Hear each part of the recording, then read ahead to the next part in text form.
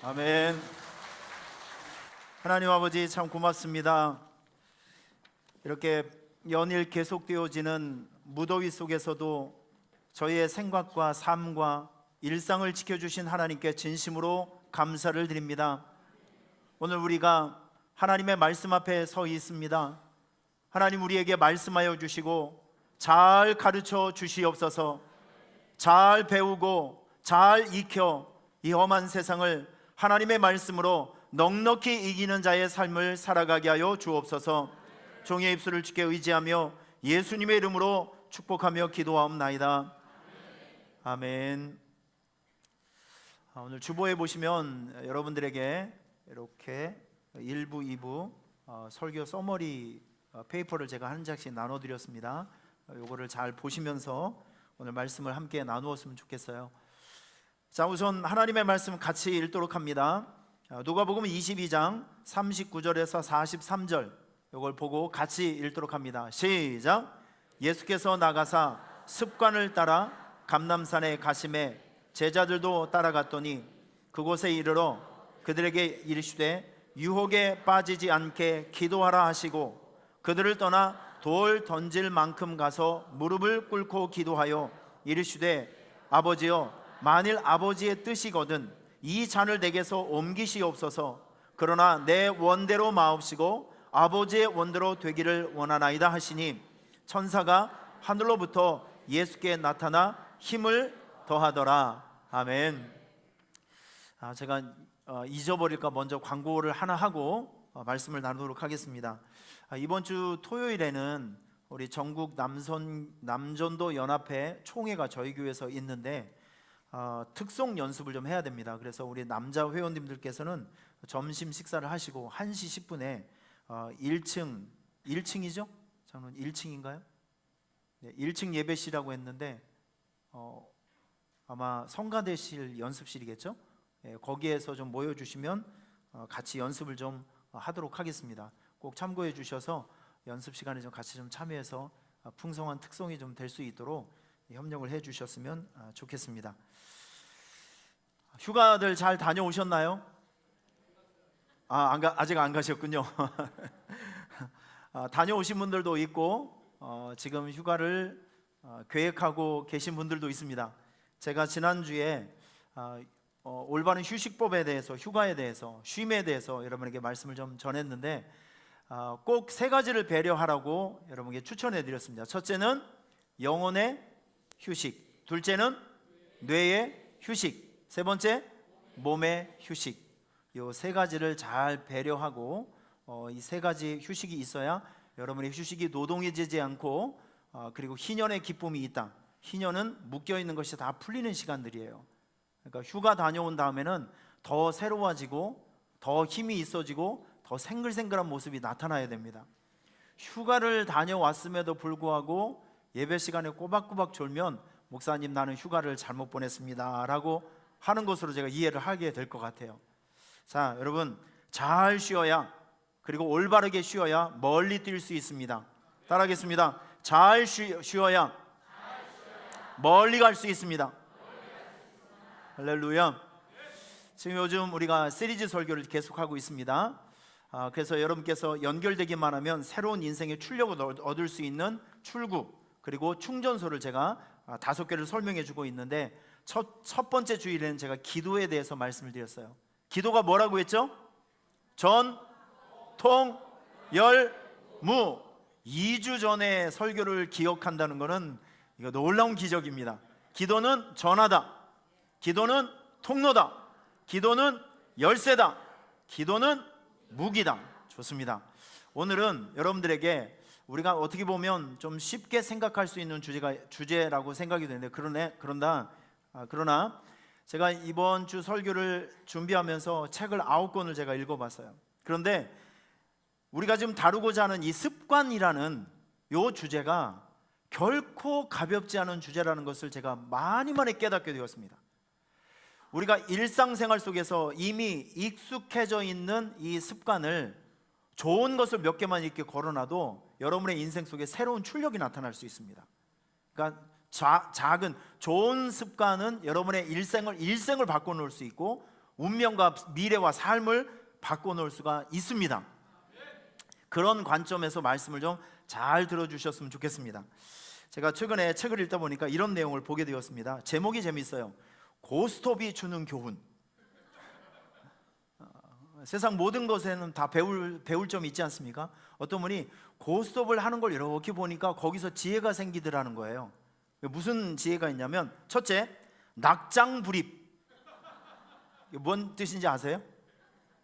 한 번 패를 던지면 다시는 거두어 드릴 수 없습니다. 이걸 바로 이제 낙장불입이라고 하는 것입니다. 뭐 좋은 의미에서든지 아니면 뭐 실수든지 간에 일단 내 패를 던지면 다시 회수할 수 없는 것, 그걸 보면서 이분이 무엇을 깨달았냐면 인생에서 한 번 실수가 엄청난 결과를 초래한다. 그렇기 때문에 언제나 선택 앞에서는 신중해야 된다. 동의할 수 있습니까, 여러분? 두 번째, 비풍초 똥팔쌈. 어디서 많이 듣던, 다시 한번, 비풍초 똥팔쌈. 이게 뭐냐면 패를 던져야 되는데 이 뭘 던질지 고민이 될 때 이 순서대로 던지면 된다라는 거예요. 거기서 이분이 뭘 깨달았냐면, 우리가 삶을 살아갈 때 뭔가를 포기할 때 내가 미리 우선순위를 잘 정해놓지 않으면 당황할 수 있다는 거예요. 그러니까 삶을 살아갈 때 내 중요한 삶의 가치가 무엇인지를 정확하게 알고 정해놓고 살아가는 것도 굉장히 중요한 삶의 지혜다. 이런 내용은 기억은 안 하고 비풍초 똥팔쌈만 기억하시면 곤란합니다. 이게 고스톱이 주는 교훈이라고 이제 작가는 이렇게 적어놓고 있는데, 고스톱에도 이런 교훈이 있는데 하물며 우리에게 이미 익숙해져 버린 이 습관에는 그보다 더 중요한 교훈이 있다는 거예요. 여러분, 습관은 정말 우리가 무시할 수 없는 너무 중요한 주제입니다. 사람들에게는 다 습관이 있어요. 여러분 다 습관이 있죠? 어떤 사람은 보면 걷는데도 습관이 있습니다. 그러니까 아버지와 아들이 이렇게 가면 걷는 모습도 어쩌면 똑같은지 몰라요. 심지어는 방구 소리도 똑같습니다. 여러분 그거 아십니까? 먹는 습관도 똑같고요. 여러분 자는 습관은 어떻습니까? 저는 잘 때 자세, 저만의 루틴이 있어요. 저는 항상 왼쪽으로 엎어져 자야 됩니다. 다리를 한쪽 엎고. 저만의 어떤 그 잠버릇의 습관이 있어요. 여러분들도 다 마찬가지고 먹는 습관도 있고 뭐 다 나름대로 습관이 있습니다. 생각하는 습관도 있고 글 쓰는 습관도 있고 등등, 뭐 심지어는 돈 쓰는 습관, 공부하는 습관 등 많은 습관이 있습니다. 자, 습관이라고 하는 것은 버릇이라고 하죠. 이미 오랜 반복 행동을 통해서 내 삶의 행동 규칙이 된 것, 이게 습관이라는 거예요. 이 몸에 이미 숙달된 습관, 내 몸에 찰싹 달라붙은 이 습관은 그 사람의 삶을 만들고 인생을 만듭니다. 그렇죠? 그래서 랄프 에머슨이라는 사람은 이런 얘기를 합니다. 생각이 행동을 낳고 행동이 습관이 되고 습관은 그 사람의 삶의 모양이 된대요. 동의할 수 있죠, 여러분? 그만큼 그 습관이라는 것은 굉장히 중요한 것입니다. 작은 습관 하나를 바꾸게 되면 여러분의 인생 전체에 엄청난 영향을 줄 수 있어요. 자, 제임스 클리어라는 평범한 야구 선수가 한 명 있었습니다. 사진 한번 보여주세요. 제임스 클리어. 지금 이 사람은 지금 그 젊을 때의 모습은 아니지만 이 사람이 제임스 클리어라는 사람이에요. 한때는 아주 평범한 야구 선수였습니다. 그런데 방학을 하기 하루 전에, 보통 이 사람은 투수였었는데 보통 타자들은 이렇게 스윙 연습을 하잖아요. 그런데 어떤 친구가 스윙 연습을 빡 하는데 배트를 놓쳤어요. 그래서 이 배트가 옆에 있는 제임스 클리어 저 사람의 얼굴을 강타했습니다. 놓쳐버렸어요. 얼굴뼈가 30조각이 나왔어요. 수술을 6번 했습니다. 왼쪽 뇌가 부풀어 오르고 그리고 왼쪽 눈알이 튀어져 나와버렸어요. 이 완전히 묵사발이 된 거죠. 얼굴이 엉망진창이 된 거예요. 여러분, 그런데 6년 후에 제임스 클리어 이 선수가, 대학 선수가 전국에서 33명만 뽑히는 대학 선수 선발에서 이 사람이 발탁이 됩니다. 그리고 33명 중에 최우수 선수가 됩니다. 이게 완전 인생 역전이죠. 다 사람들이 이제는 이제 선수 생활이 끝났다, 이 사람 인생은 끝장이다 라고 평가를 했는데 그 모든 난관과 어려움을 극복하고 대학 대표에도 뽑히고 그 대학 대표 선수 중에서도 1등을 했어요. 이 사람은. 너무 궁금하지 않습니까? 많은 사람들이 이제 물어보았습니다. 어떻게 그 시간을 극복했냐? 너무 쉬운 답이 나왔어요. 나는 내가 재활을 할 때 내 삶의 습관을 4가지를 바꿨다. 여러분, 대단한 거 아니에요. 아주 평범한 겁니다. 첫째, 나는 늦게 자는 버릇 습관을 버리고 좀 일찍 자고 일찍 일어나는 삶의 습관으로 터닝을 했다. 두 번째, 목표 일기를 쓰는 습관을 가졌다. 세 번째, 공부하는 습관을 가졌다. 네 번째, 일상에서 근력 운동하는 습관을 훈련했다. 이 4가지입니다. 이 별거 아닌 이 4가지 때문에 그가 완전히 나락으로 떨어져 있는 인생에서 최우수 선수가 되는 원동력이 되었다는 것이죠. 제가 지금 여러분들에게 말씀드린 건 이겁니다. 작은 습관 하나를 바꾸게 되면 여러분의 일상 속에 엄청난 효과가 나온다는 것이죠. 할렐루야. 그래서 오늘 사실 제가 여러분들에게 제공해 드린 이 모든 말씀이 여러분들에게 좀 부담이 되고 숙제가 되었으면 좋겠어요. 일상을 살아가는데 좀 목표가 되었으면 좋겠습니다. 한번 따라해 보겠습니다. 200번만 해도 습관이 된다. 다시 한번요. 200번만 해도 습관이 된다. 옆에 있는 사람을 가르쳐 주세요. 얼굴을 똑바로 쳐다보면. 집사님, 권사님, 200번만 해도 습관이 됩니다. 시작. 다시 한번요. 시작. 200번만 해도 별거 아니에요. 200번만 해도 습관이 됩니다. 여러분, 오늘 본문을 보면 우리 예수님께서도 좋은 습관을 하나 가지고 계셨어요. 오늘 본문을 보니까 우리 예수께서 나아가 습관을 따라 감람산에 가심에 제자들 따라갔다 그랬어요. 예수님께서는 몇 가지 습관이 있으셨는데 어딜 가서든지 전도하셨어요. 가르치시고 전도하시는 습관이 있으셨어요. 그런데 오늘 본문을 보니까 예수님께서 습관을 따라서 기도하는 모습들이 있어요. 이 가버나움은 예수님의 제2의 고향이라고 불리우는 곳입니다. 성지순례를 가보면 갈릴리 호수를 항상 가게 되는데 이 갈릴리 호수는 무지무지하게 큽니다. 근데 이 갈릴리 호수에서 북서쪽으로 가면 여기 가버나움이 있는데 이 가버나움에서 예수님은 제일 많은 사역을 하셨고, 그리고 예수님의 제자 5명을 불러주셨어요. 베드로, 안드레, 야고보, 요한, 마태. 그리고 이 가버나움에는 로마의 세관이 있었죠.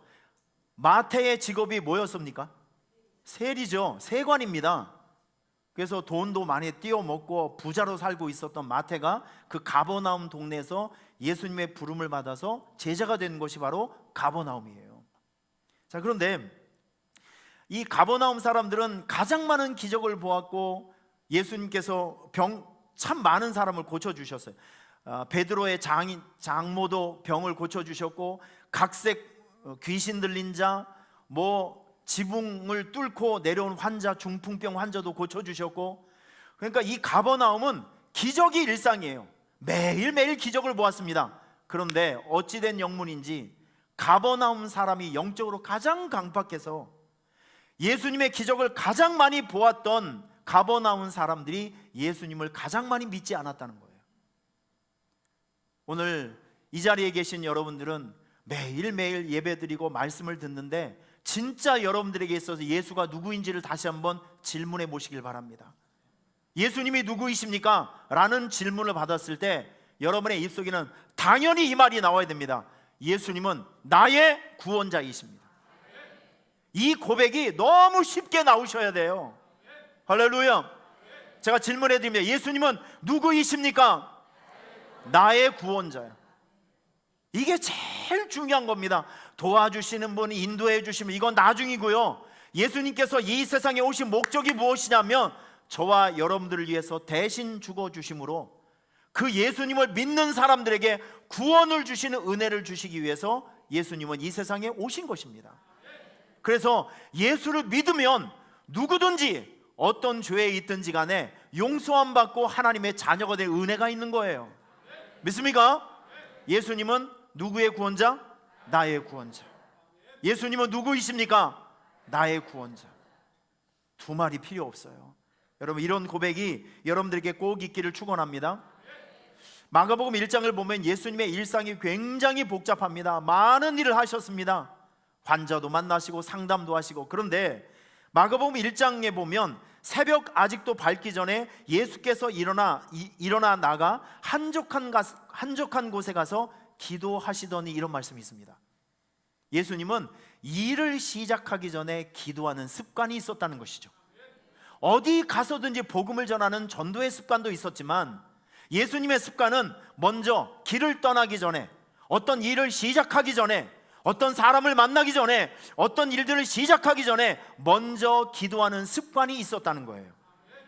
오늘 이 예수님의 습관이 여러분의 신앙생활의 습관이 될 수 있기를 축원합니다.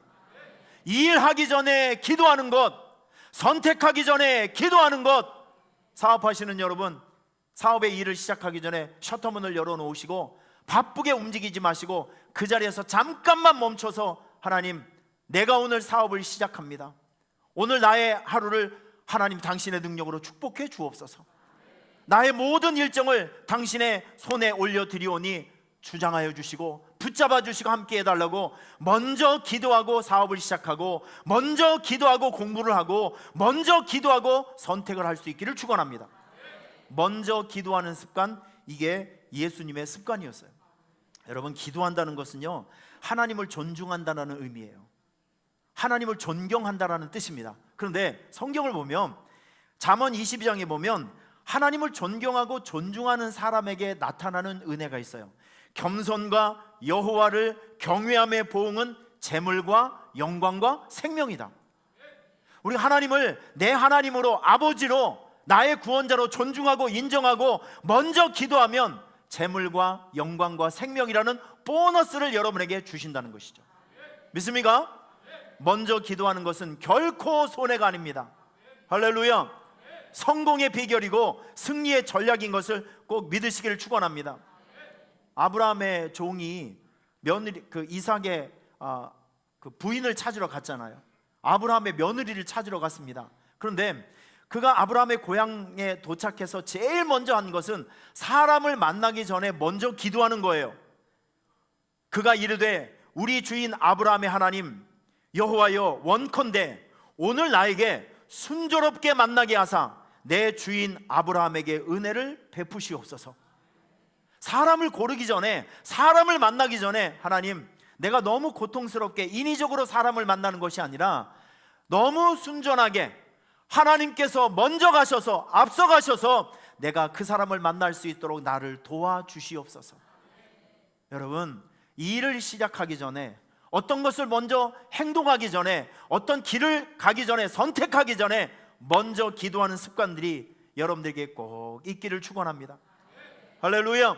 따라하겠습니다. 먼저 기도합시다. 먼저 기도하는 습관 꼭 가지시길, 훈련하시길 바랍니다. 몇 번만 하면 습관이 된다고요? 200번만 하면 됩니다. 여러분, 하버드 대학교를 아십니까? 예, 하버드 대학교 들어라도 보셨을 거예요. 이 하버드 대학교는 1638년 존 하버드 목사님께서 이제 하버드 대학교는 미국에서 최초로 세워진 대학교입니다. 존 하버드 목사님께서 신학생들을 양성하기 위해서 자기 재산을 다 헌납하시고, 그리고 책 400권을 기증한 데서부터 이 학교가 시작됐어요. 자, 그런데 이 하버드 대학교는 지금 지구촌에 있는 대학교 중에서 가장 우수한 인재를 많이 지금 배출하는 것이 하버드 대학교입니다. 제가 하버드 대학교 뒷조사를 좀 해봤거든요. 그랬더니 얼마 되지 않아서 많은 걸 공부할 필요도 없어요. 얼마나 훌륭한 사람들이 많은지. 노벨상 수상자가 무려 157명이에요. 그리고 미국 대통령이 7명이 나왔어요. 미국에서 가장 권위 있는 보도, 문학, 음악상, 그리고 저명한 언론인들에게 주는 퓰리처상을 36명이나 받았고요. 세계 은행 총재가 7명이 나왔습니다. 현재 지구상에서 이름 석자만 되면 그냥 다 할 수 있는 사람, 예를 들어서 빌 게이츠, 그리고 페이스북의 창업자인 마크 저커버그, 이런 사람들, 지금 세계를, 경제계, 문화계, 정치계를 쥐락펴락하는 사람의 탑 랭크가 전부 하버드 대학교 출신이에요. 여러분, 우리나라 초대 대통령이었던 이승만 대통령이 이 학교 출신이라는 거 아십니까? 처음으로 아시면 고맙습니다. 설교한 보람이 있는데요, 조사해온 보람이 있습니다. 반기문 UN 사무총장, 그분께서도 하버드 대학교 출신이고, 첼리스트 장한나, 그리고 젊은 정치인 이준석, 아나운서, 인기 아나운서 신하영 씨, 이런 분들이 다 이제 하버드 대학교 출신입니다. 근데 이 하버드 대학교를 조사를 하다 보니까 재밌는 것이 있어요. 역시 그런 게 있더라고요. 아주 특별한 사람은 남들이 하지 않는 짓거리를 해요. 하버드 대학교를 이렇게 보니까 별걸 다 연구를 하더라고요. 기상천외한 것을 막 연구를 합니다. 그 중에서도 학자들이나 학생들이 지금 꾸준히 연구하고 있는 테마가 하나 있어요. 성공한 사람들은 왜 성공할까? 실패하는 사람들은 왜 실패할까? 이런 것들을 꾸준히 세상에 하버드 대학교 그 졸업생 이거를 42년간을 막 추적을 하는 거예요. 아주 집요하게 추적을 하는 겁니다. 샘플을 한 200명 샘플을 정해놓고 무려 그 주제를 위해서 42년간을 조사를 해요. 아무도 안 놀라시는데 여러분, 이거는 진짜 이거 어마어마한 겁니다. 그 남들이 하지 않는 거를 통해서 막 연구 결과를 발표해내는 것이죠. 그런데 꾸준히 하버드 대학교에서 성공한 사람은 왜 성공했는지, 실패한 사람은 왜 실패했는지, 이런 것들을 꾸준히 연구를 하다 보니까 거기서 계속 떠오르는 주제들이 있어요. 이겁니다. 성공과 실패는 습관과 마인드에서 나온다라는 것이 계속 증명되고 있어요. 여러분, 우리가 생각하기에 기술이 있어야 성공한다, 돈이 있어야 성공한다, 막 그런 개념이 있잖아요. 그런데 성공한 사람들 계속 연구를 해보고, 실패하는 사람들 계속 실패를 연구하다 보니까 뭐냐면, 성공과 실패가 결국 나오는 건 뭐냐면 그 사람의 습관, 태도, 그리고 정신, 마인드에서 나온다. 이런 것들이 이제 발견이 되는 거예요. 자, 여러분, 저는 이 설교를 준비하면서 여러분들에게 이런 것을 계속 강조를 해드리고 싶어요. 우리가 이 험한 세상을 살아갈 때 전 여러분들께서 기본기가 단단했으면 좋겠습니다. 말길 알아들으시는 거예요? 기본기가, 좋은 태도가 여러분들에게 딱 장착되어 있으면 흔들림은 있을 수 있을지언정 넘어지진 않습니다. 그러니까 감정을 붙들고 살아가는 사람들보다는 원리를 붙들고 살아가는 사람이 훨씬 더 강하다는 거예요. 믿으십니까? 그런 의미에서 전 여러분들이 먼저 일을 하기 전에 기도하는 이런 영적인 이 기본기, 습관이 항상 장착되어서 여러분의 이게 인격의, 신앙의 기본기로 잘 자리 잡으면 할 수 있기를 바랍니다. 자, 이제 전 여러분들에게 좀 실질적인 문제를 좀 가르쳐 드릴게요. 성공하는 사람들을 쭉 연구를 해보니까 몇 가지, 수십 가지의 특징이 있는데, 특별히 저 여러분들에게 꼭 권해드리고 싶은 4가지가 있습니다. 여러분, 이거 제가 좀 빨리 좀 진행을 해볼 테니까 잘 따라와 주셔야 됩니다. 이거 어려운 게 아니에요. 제가 이 기상천외한 거 가지고 온 거 아닙니다. 누구든지 한 번 정도 들어봤을 주제, 그리고 여러분들이 할 수 있는 일들, 이런 일들을 함께 나눠보자는 것입니다. 할렐루야. 한번 따라하겠습니다. 항상 좋은 것을 먼저 생각하자. 제가 졸고 있는 분들이 있는 것 같아서 조금 한 발 나왔습니다. 이 뜻은 졸면 내가 뛰어갈 수도 있다는 것을 기억해 주시길 바랍니다. 자, 지금부터 잘 기억하시면서 따라와 주세요. 여러분, 성공한 사람들, 뭔가 이룬 사람들은요, 마인드가 있는데, 그 마인드가 뭐냐면 어딜 가서든지 누굴 만나든지 항상 좋은 것을 먼저 생각한다. 항상 좋은 것을 먼저 생각한다. 지난번에 장경동 목사님이 설교하시면서 그런 설교를 하시더라고요. 사과를 먹는 방법 기억나시죠? 어떤 사람은 좋은 것부터 먼저 먹고 어떤 사람은 항상 나쁜 것부터 먼저 먹어요. 사과를 다 먹는 건 똑같은데 방법이 틀리죠. 여러분, 우리가요, 이 세상을 살아갈 때 여러분들이 정말 여러분의 인생을 윤택하고 건강하고 성공하는 인생을 만들기 위해서는 항상 누굴 만나든지 어디에 있든지 좋은 것부터 보세요. 좋은 것부터 생각하십시오. 여기 원리가 있는데 이건 좀 여러분께서 좀 적어 놓으셨으면 좋겠어요. 부정적인 생각은 포기와 절망을 선택하게 하고, 긍정적인 생각은 도전과 희망을 선택하게 한다. 이게 진짜 중요한 말입니다.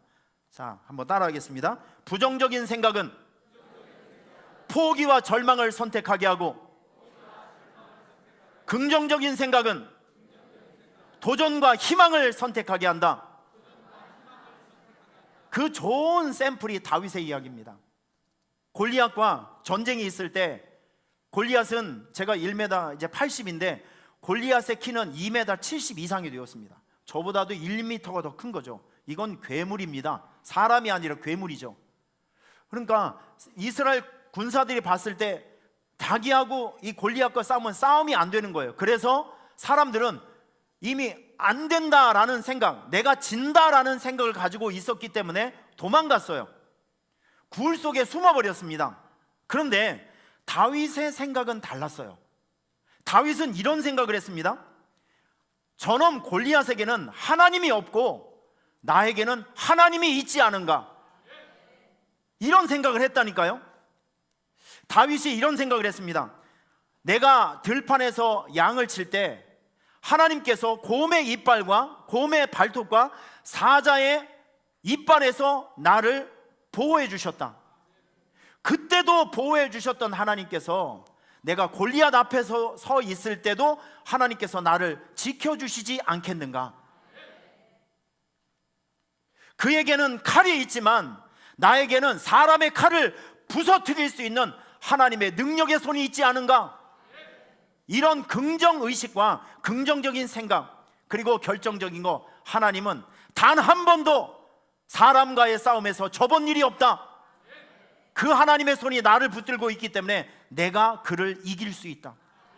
어떻습니까, 여러분? 말이 됩니까? 똑같은 상황이지만 안 좋은 것을 먼저 생각하게 되면 절망과 포기가 선택되어지고, 똑같은 상황에서 좋은 걸 먼저 보니까 희망을 선택할 수 있고 도전을 선택할 수 있다는 것이죠. 어때요, 여러분? 이게 이게 여러분들의 삶의 습관, 생각의 습관이 될 수 있기를 축원합니다. 누구를 만나든지 어딜 가든지 간에 약점과 나쁜 걸 먼저 보시면 안 된다니까요. 여러분 꽃꽂이를 보실 때 이 꽃의 아름다움을 그냥 보세요. 얼마나 아름답습니까? 그런데 왜 여기 붙어있는 찐득이 한 마리를 그걸 왜 보시냐고요. 그건 나중에 뭐 안 봐도 괜찮은 거예요. 여러분 이거 생각하기 나름이거든요. 누굴 만나든지 어딜 보든지 어떤 회의를 하게 됩니다. 회의를 하게 되면 여러분들 항상 긍정의 메시지를 먼저 보내주세요. 항상 그렇잖아요. 어떤 주제가 나오면 그걸 선택하면 얻는 것이 있고 잃는 것이 있잖아요. 그런데 왜 우리는 항상 잃는 것부터 먼저 생각하냐고요. 그러니까 이 잃는 것, 나쁜 것 때문에 좋은 장점이 가리워지게 되는 거예요. 그러면 일이 안 됩니다. 항상 어떤 일이 있을 때, 어떤 주제가 나왔을 때는 항상 긍정적인 것도 있고 부정적인 것도 있을 수 있어요. 그런데 우리는 무엇을 먼저 보냐면 긍정적이고 좋은 것을 먼저 보는 습관이 있어야 합니다. 아시겠죠? 여러분 성가대의 찬양을 들었습니까? 그러면 물론 소프라노, 엘토, 테너, 베이스가 잘 합주가 돼서 아름답게 찬양이 되는 것도 있어요. 그런데 박자를 놓치거나 이탈이 되는 것도 있을 수 있습니다. 이건 아마추어의 특권이에요. 실수하는 건 아마추어의 특권입니다. 그것도 은혜예요, 은혜. 그런데 그 성가대의 아름다운 은혜는 생각하지 않고 아이고 어떤 집사님 또 틀렸네, 베이스가 오늘 또 엉망이네, 왜 그러시냐고요. 그런 거 생각 안 해도 괜찮아요. 먼저 장점을 먼저 생각하시고 좋은 걸 먼저 생각할 수 있기를 바랍니다. 이게 습관이라니까요. 습관. 어딜 가든지 장점을 먼저 생각하세요. 긍정적인 걸 먼저 생각하시길 바랍니다. 좋은 걸 먼저 생각할 수 있길 바랍니다. 그래야 희망을 선택할 수 있고 그래야 도전을 선택할 수가 있는 거예요. 그런데 나쁜 거에 먼저 여러분께 마음을 사로잡히잖아요. 그러면 모든 게 절망적으로 보이고 모든 게 안 될 것 같고 실패하는 것처럼 보이게 되는 것이죠. 아시겠죠 여러분? 항상 좋은 것을 생각하십시오. 먼저 좋은 것을 생각하십시오. 어떤 회의를 할 때도 나쁜 거 막 들춰내지 말고 그걸 했을 때 우리에게 큰 유익이 되는 좋은 장점을 먼저 부각시키시고 그걸 이루기 위한 회의를 한번 해보시게 되면 생산력이 달라지는 거예요. 그런 지혜가 있기를 주님의 이름으로 축원합니다. 자, 그리고 두 번째입니다. 따라하겠습니다. 일찍 일어난다. 여러분 그 성공한 사람들의 특징을 제가 연구를 해보니까 대부분 많은 사람들이 아침에 4시에서 5시 사이에 일어나더라고요. 성공한 사람들, 승리하는 사람들 오전 11시에 일어나서 아점을 먹었다 이런 거 저는 한 번도 못 들어봤어요. 그게 이유가 있습니다. 모든 성공은 잠에서부터 시작한대요. 이 말을 여러분 이해할 수 있습니까? 자, 지금부터 제가 몇 가지를 설명해 드릴 테니까 잘 이해를 하셔야 됩니다. 자, 여러분 저를 보세요. 제가 엄청 덥네요. 지금 한 사람도 안 졸게 하기 위해서 제가 별짓을 다 합니다. 지금 그만큼 이게 엄청나게 중요한 주제예요. 전 우리 성도들이 말씀을 통해서 건강해지기를 바랍니다. 좋아지는 모습들이 있기를 바랍니다. 설교의 최고의 목표가 뭔지 아세요? 변화입니다. 생각의 변화, 삶의 변화입니다. 저는 저의 말씀이 여러분에게 그렇게 전달되어서 결국 여러분의 삶을 변화시키는 그 단계까지 갔으면 좋겠어요. 그래서 제가 옷을 하나 샀습니다. 옷을 사는 것도 이 몸을 건강하게 휴식할 수 있는 방법이라고 제가 말씀드렸죠? 기억을 하시는 거예요? 네, 하여튼 가겠습니다. 자, 잠이라고 하는 것은요 행동이 멈춘 시간이 아니에요. 잘 기억하세요. 잠은 단순히 우리가 움직이는 이 정지된 시간이 잠이 아니라는 거예요. 잠은요 이런 의미가 있습니다. 재충전, 재창조. 자, 예를 들어 보겠습니다. 10시부터 12시 사이에는 성장 호르몬이 나옵니다. 그래서 지금 성장기에 있는 청소년들은 반드시 11시 전에는 무조건 재워야 됩니다. 안 자려고 하면 눈을 쑤셔버리세요. 그냥 기절시켜버리세요. 어떻게 해서든지 잠자는 그 성장기에 있는 애들은요 11시 전에는 무조건 자야 돼요. 그래야 10시에서 2시 사이에 성장 호르몬이 나서 키가 자라게 됩니다. 그런데 그때까지 애들이 인터넷하고 게임하고 잠 안 자고 하면 애가 정상적으로 자라진 않습니다. 11시부터 1시 사이에는 간이 해독되는 시간이라고 합니다. 3시부터 5시는 폐가 깨끗해지는 시간. 그래서 잠자다가 기침을 콜록콜록 하는 경우가 있습니다. 이거는 폐가 지금 깨끗하게 되어지는 과정 속에서 나온 현상이라고 합니다.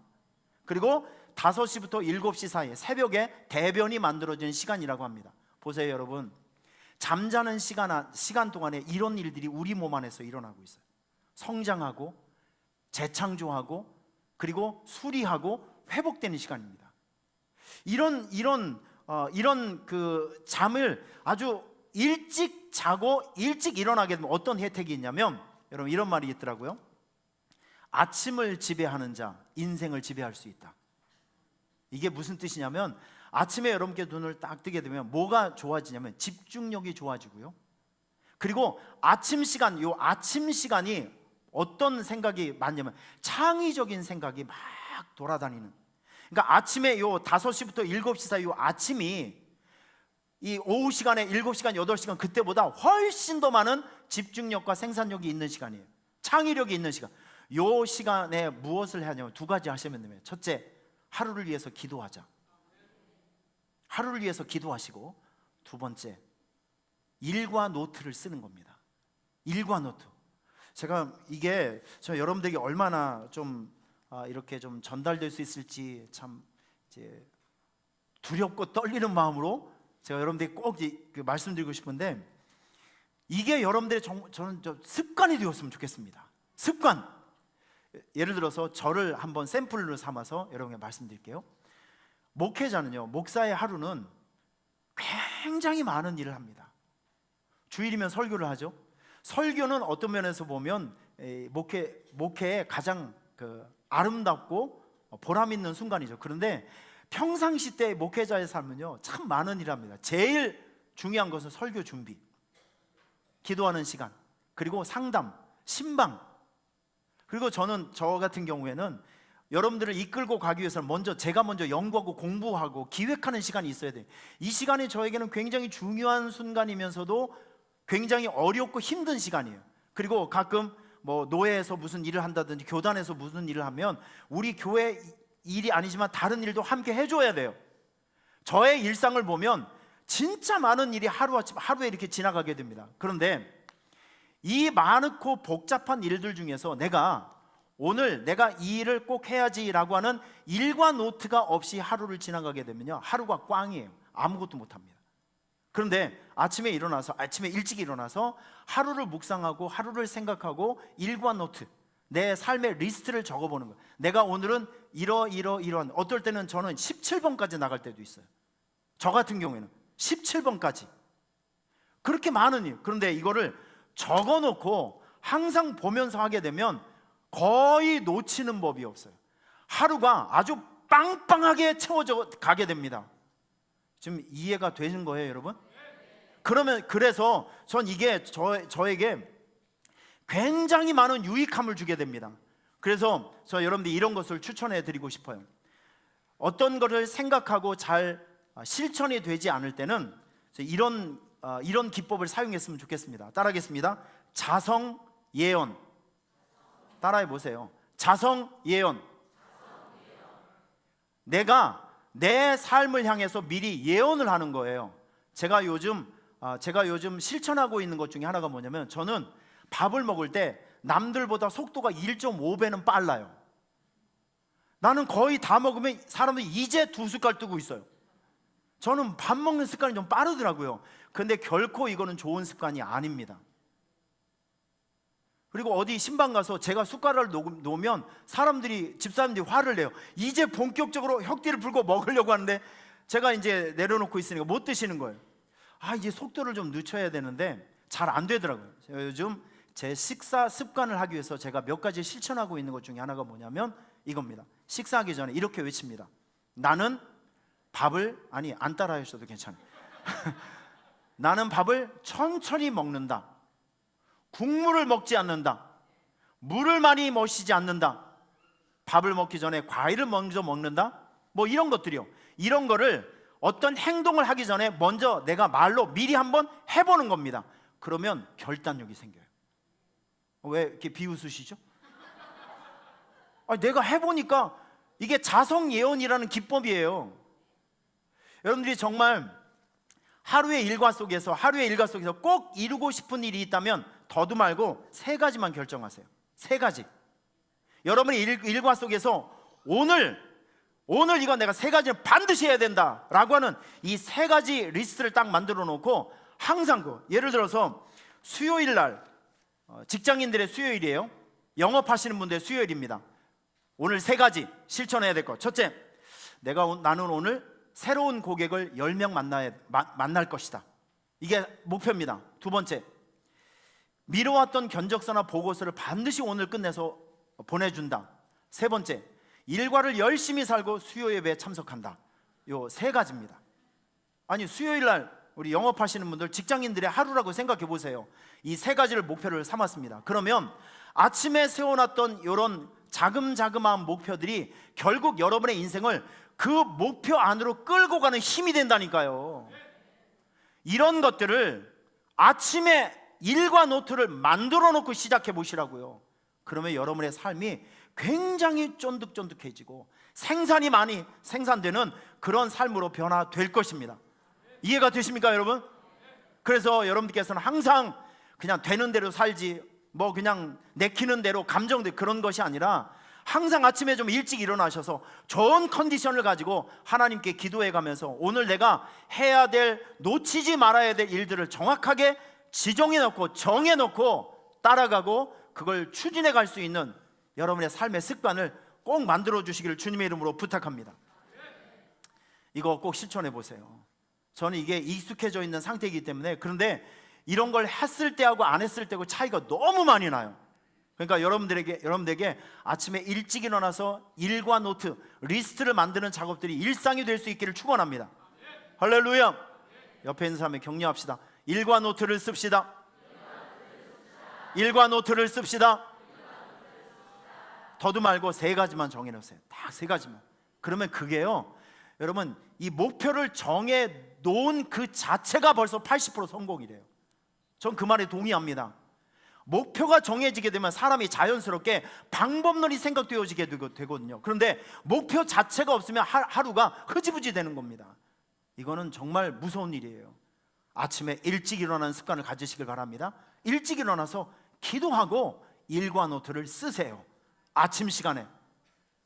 자, 세 번째, 성공하는 사람들을 가만히 연구를 해보니까 모두 성공한 사람들 모두 갖추고 있는 거예요. 갖추고 있는 것이 있습니다. 그게 뭐냐면 바른 예의. 제가 필리핀에 사역할 때 아주 부자 사람들 그리고 성공한 사람 만나게 될 경우가 있어요. 그분들의 특징이 뭐냐면 사람을 대하는 매너가 정말 고급스러워요. 영어도 잘할 뿐더러 사람을 배려하고 대화를 하고 이렇게 사람을 이렇게 대하는 그 태도가 머리에서도 발끝까지 기름이 좔좔좔 흘러요. 정말 고급스러운 매너가 아주 숙달된 고급 그 매너들이 감탄을 해요. 감탄을. 오늘 저는 여러분들에게 누구나 할 수 있는 고급 매너, 여러분 이런 것들이 여러분의 일상 속에 습관이 되면 여러분 인간관계가 막 수직 상승할 겁니다. 다 여러분들을 좋아하는 사람이 되고요, 여러분 곁으로 좋은 사람 모여드는 사람이 될 것입니다. 그런 사람 되고 싶지 않으세요? 친구 많으세요? 친구 없으면 여러분 이런 부분에 결점이 있다는 것을 생각하셔야 됩니다. 친구 없는 사람 인생 잘못 사시는 거예요. 저도 친구가 많이 없지만 하여튼 대신에 성도들이 있잖아요. 자, 지금부터 시작합니다. 이거 인간관계, 좋은 인간관계를 만들어주는 너무나도 좋은 소스니까 놓치지 말고 몇 번만 훈련하자? 200번만 훈련하면 여러분들도 이렇게 좋은 습관을 가질 수 있어요. 첫 번째, 한번 따라하겠습니다. 잘 웃는 얼굴.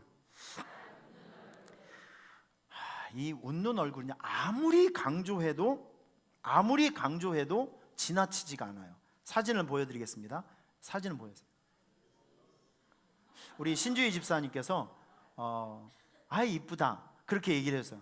저 모습은 내 모습 같아, 뭐 그렇게 들려요 지금. 그런데 여러분, 저렇게 환하게 웃는 모습을 보면 나도 좋아지지 않으세요? 나도 좋아지죠. 괜히 좀 반응을 좀 해줘 봐요. 좀 괜히 좋아지죠. 자, 다음 남자 사진 보여요.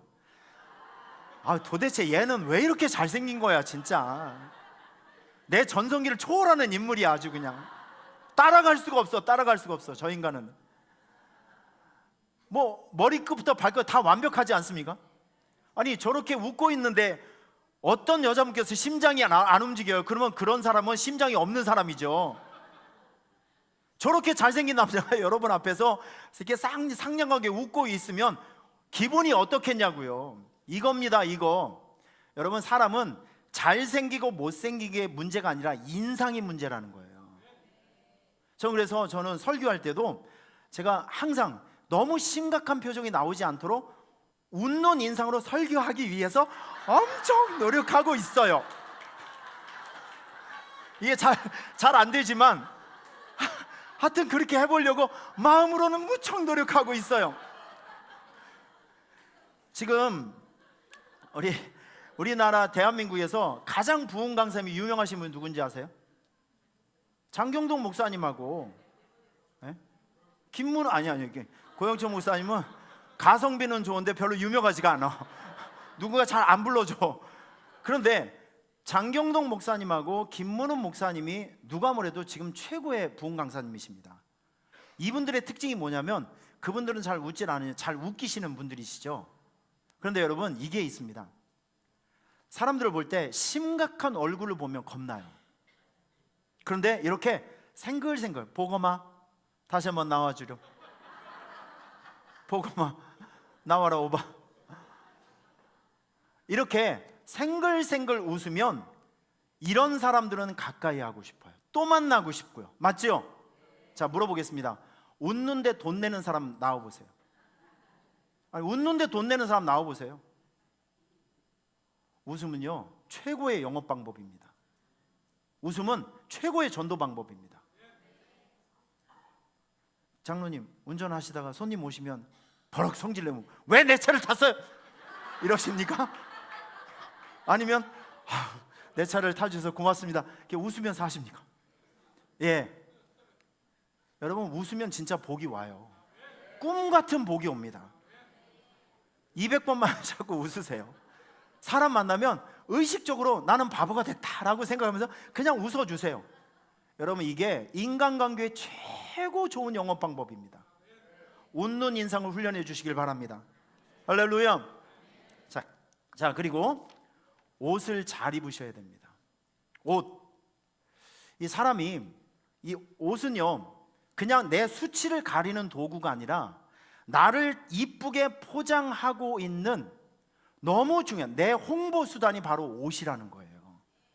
우리 교회 지난번에 김석봉 우리 장로님 오셨죠? 석봉 토스트 기억나십니까? 이분의 간증 속에 제가 아주 인상적인 거, 리어커 장사를 하고 있을 때 장사가 너무 안 됐대요. 그런데 자기가 옷을 바꿔 입었대요. 호텔 주방장, 호텔 셰프 옷을 딱 입고 토스트를 구웠더니 사람들이 옷 때문에 줄을 쓴다는 거예요. 왜냐하면 옷을 이렇게 셰프같이 입으니까 저 사람은 실력이 대단한 것 같아, 이런 신뢰감이 생기거든요. 여러분, 교회에 오실 때, 누군가를 만날 때, 어디를 갈 때 항상 옷을 정갈하게 입고 다니세요. 교회에 오실 때는 내가 예식장에 간다라는 생각으로 최고의 옷을 입고 교회로 오시길 바랍니다. 옷은 나를 좋은 상품으로 포장하는 수단이 된다니까요. 항상 누군가 앞에 서게 됐을 경우에는 옷을 잘 입고 나가시길 바랍니다. 이게 엄청나게 중요한 영업 비밀이라니까요. 우리 성도들은 비싼 옷 입으라는 뜻이 아닙니다. 좋은 옷을 잘 센스 있게 잘 입고 다니는 우리 성도들이 꼭 될 수 있기를 바랍니다. 보니까 여러분들 오늘 보니까 옷을 나름대로 신경 많이 쓰셨네. 그게 안심이 됩니다. 옷을 잘 입는 여러분 되시길 바랍니다. 자, 그리고 세 번째, 인사입니다. 제가 이 인사가 뭐 이렇게 중요한가?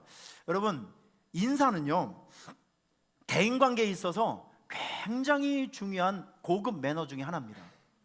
우리 주변에 보면 인사를 잘 하는 사람이 있고 인사를 잘 못하는 사람이 있어요. 여러분, 인사를 잘 못한다는 것은 여러분의 인격에 약간 고장이 나 있다는 부분입니다. 인격적으로 뭔가 고장이 나 있는 상태예요. 지금 그거 빨리 고치셔야 됩니다. 웃는 인상과 함께 옷을 잘 입고, 그리고 내가 다른 사람을 봤을 때 여러분께서 먼저 찾아가서 정말 고급스러운 인사를 하게 되면 그 사람의 마음을 얻게 되는 거예요. 이 수준 높은 얘기를 여러분 이해할 수 있습니까? 김춘수라는 시인이 이런 시를 썼어요. 내가 그의 이름을 불러주었을 때 그는 나에게로 와서 꽃이 되었다. 우리들은 모두 무엇이 되고 싶다. 너는 나에게, 나는 너에게 잊혀지지 않는 하나의 눈짓이 되고 싶다. 자, 여러분 그 의미가 뭐냐면 세상은 혼자 살아가는 것이 아니라 더불어 살아가는 것. 그리고 어떨 때는 내가 다른 사람에게 도움이 되지만 어떨 때는 다른 사람이 나에게 도움이 된다. 그래서 우리는 도움을 주고 받고는 서로에게 의미를 전달해주고 의미가 되는 이런 관계로 살아가는 것이 우리 공동체, 우리가 살아가는 세상이라는 것이죠. 여러분, 이런 세상을 살아가면서 여러분들이 항상 밝은 표정으로 나와 함께 더불어 살아가는 사람들 먼저 인사를 해주는 것이 굉장히 좋은 고급 매너 중에 하나라는 거예요. 인사는 당신이 내 안에 있습니다 라고 당신의 존재, 그 사람의 존재를 인정해주는 굉장히 수준 높은 인간관계의 모습이라는 거예요. 여러분, 인사를 할 때 이렇게 하시길 바랍니다. 안녕하세요 이렇게 인사하지 말고 누군가를 봤을 때 먼저 말로 인사를 하시라는 거예요. 자, 필리핀에 가면 사람들이 인사를 할 때 어떻게 인사하면 일단 눈을 쳐다보면서 눈을 이렇게 해요. 눈을 이렇게. 그래서 처음에 갔을 때 뭐 얘네들이 왜 그럴까 그런데 이게 인사법이에요. 사람을 보게 되면 일단은 눈을 마주치면서 내가 당신을 자가 인식하고 있다라고 눈썹을 이렇게 한번 들어줘요. 자, 한번 옆에 있는 사람 한번 시험을 해보세요. 시작. 그렇지. 아니 권사님, 지금 권사님은 꼽냐? 지금 그거예요. 지금 그게 아니라 눈을 보면서 살짝 한번 눈웃음과 함께 인식이 됐으면 그 다음에 어떻게 하냐면 말과 함께 손짓을 가지 말고 일단 안녕하세요 접니다. 안녕하세요 아니면 반가워요 라고 먼저 음성을 가르쳐 준 다음에, 왜냐하면 내가 인사를 했는데 못 들을 경우도 있거든요. 그러니까 인사는 먼저 이야기를 하고 난 다음에 그 사람이 인식하고 난 다음에 내가 손짓이 가든지 이제 허리를 숙이든지 그렇게 하는 것이 좋은 인사법이라고 합니다. 저는 왜 이렇게 친절한지 모르겠어요. 아주 별걸 다 연구를 해가지고. 자, 그런데 여러분, 인사만 잘해도 밥 먹고 살고요, 인사만 잘해도 최고가 되고요, 인사만 잘해도 사랑받고 존중받습니다. 인사성 바른 사람이 됩시다. 교회 왔을 때 누구를 만나든지 간에 먼저 다가서서 밝은 표정으로 인사를 해주세요. 인사를 하실 때 여러분 늘 이런 멘트를 해주셨으면 좋겠습니다. 축복의 말, 격려의 말, 할렐루야. 그 사람에게 힘이 될 수 있는 말들을 좀 해주세요. 그러면 그 인사를 통해서 우리는 굉장히 격려받고 자아의 존재가 좀 올라가는 그런 경험을 모두 할 수 있을 것입니다. 아시겠죠? 여러분, 웃음과 함께 인사도 잘하시고 깨끗한 옷을 입으시고, 그리고 저 여러분들이 이런 사람이 됐으면 좋겠어요. 웃길 줄 아는 사람. 웃길 줄 아는 사람. 저도 이 설교를 하다 보면 참 이게 고민이 많습니다. 이 딱딱한 설교를 어떻게 하면 잘 여러분들에게 편안하게 전달시킬 수 있을까? 그 중에 하나가 좋은 기법이 무엇이냐면 사람에게 웃음을 주는 거예요.